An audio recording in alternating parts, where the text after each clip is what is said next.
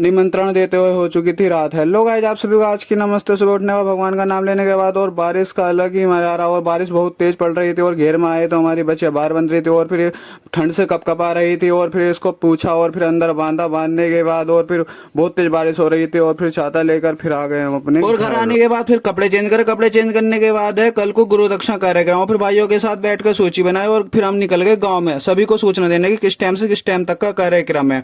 और फिर सभी भाइयों के साथ हम चले गए दोपहर में ही। और दोपहर में जाने के बाद सबके घर जा जाकर भाइयों के साथ और फिर हमने दी सूचना।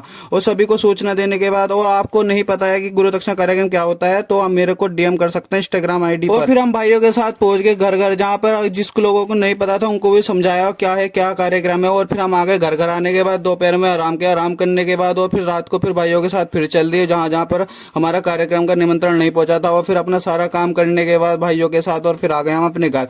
अब मिलेंगे आपको न्यू ब्लॉग में। जय श्री राम, बाय बाय।